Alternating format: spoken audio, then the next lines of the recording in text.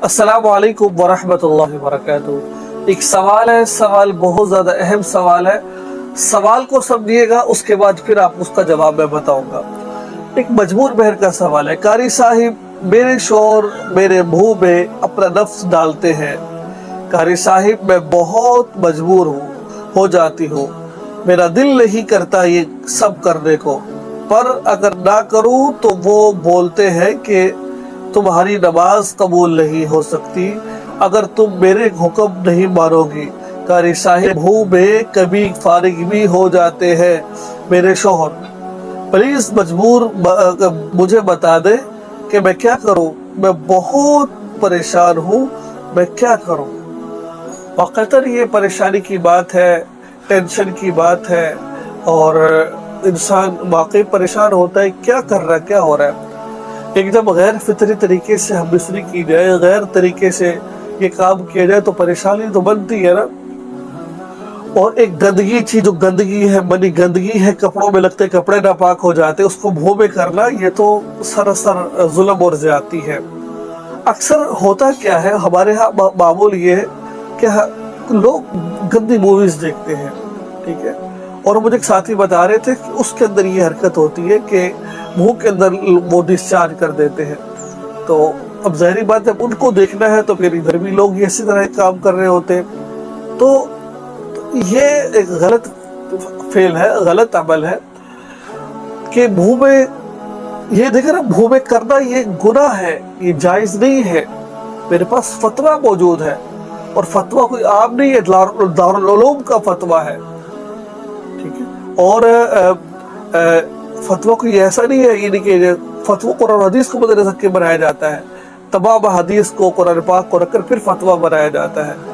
तो यही है कि ये ठीक नहीं है। अगर आपकी बीवी, आपके शोहर आपसे ये कहे कि मेरे नफ्स मुंह में लो, आप उनको साफ इनकार कर दें, लेकिन तरीके के साथ। वो उनका कहना कि आपकी नमाज कबूल नहीं है, रोजा, देखो ना, वो बात हमने माननी है जो शरीयत के मुताबिक हो। अगर वो शरीयत के हटकर बात कर दे, जैसे वो कहते हैं मैंने गैर फितरी तरीके से हम भी करे, पीछे से कर रहे तो भाई नहीं कर सकते। हैज में कर रहे इनकार करे, हद से ज्यादा करे तो इनकार करे, मुंह में कर रहे तो साफ इनकार करे, लेकिन तरीके के साथ, बदतमीजी लहजे में नहीं करना। एक बात किसी को बात समझाता है ना, अगर वो गलत तरीके से समझाएगा तो उसका नुकसान है, अगर अच्छे तरीके से समझा देगा उसमें फायदा है।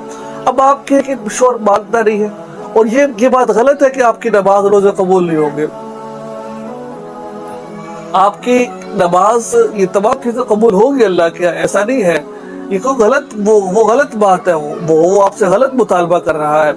हाँ, एक जरूर कर लीजिए, मैं आपसे अर्ज करना चाहता हूँ, अल्लाह तबारक व तआला से 2 रकात नमाज पढ़, नफल पढ़कर सलातुल हाजत मांगी, माफी मांगी, और कि अल्लाह मेरे को ऐसा रास्ता निकाल दीजिए कि मैं इस गुनाह काम से निकल जाऊं।